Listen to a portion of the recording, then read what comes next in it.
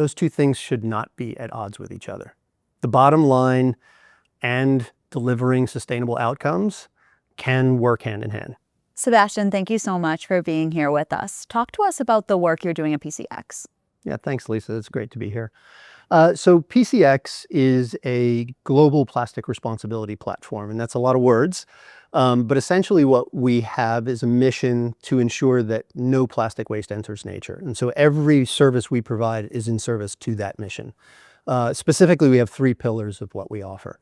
One is responsibility intelligence, where we help companies develop strategies, understand their starting point with the plastic in their ecosystem, in their business, understand regulation and how to comply with it, and then develop strategies for reducing their plastic usage, funding recovery, doing other things.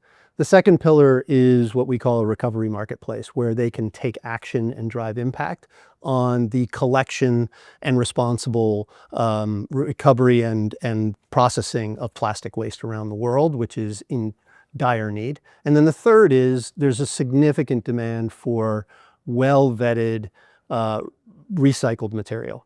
And we have something called PCX Circular Plastics, where you can get responsibly collected and processed recycled material into your ecosystem, which is really hard for companies these days.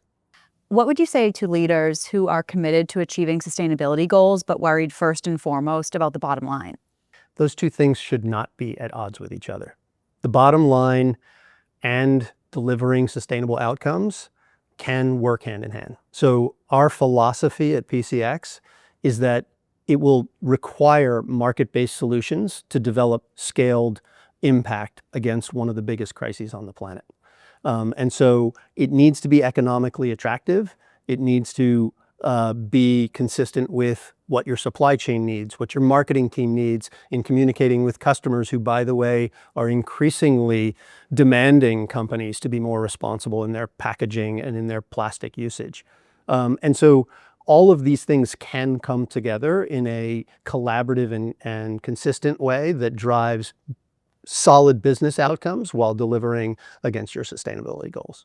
What's next for PCX for future impact? Well, from our perspective, we have the foundation to be able to support companies and institutions around the world to drive greater plastic responsibility. Our biggest objective right now is to continue to build awareness about the crisis, how it intersects with the climate crisis generally. 5% of carbon emissions are already generated through plastic production. That's going to go up to 20% in the future. So building awareness and then working with companies to develop even greater scaled solutions to help them tackle their plastic responsibility challenges is what it's all about for us.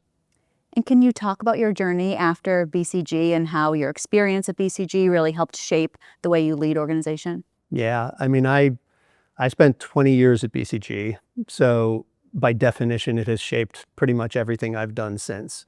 It was an amazing career. I spent 20 years in a career that, as everybody who joins at the beginning says, will be a 2 or 3 year thing. I never stopped learning and I never stopped being challenged. I view myself as a bit of a masochist for complexity, and BCG served that up in spades.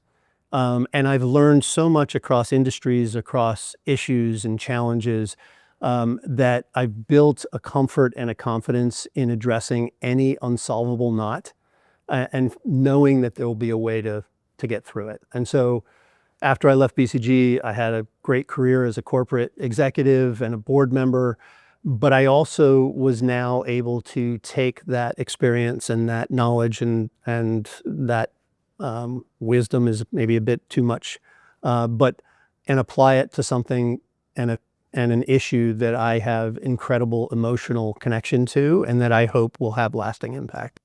Thank you so much. Thank you, Lisa.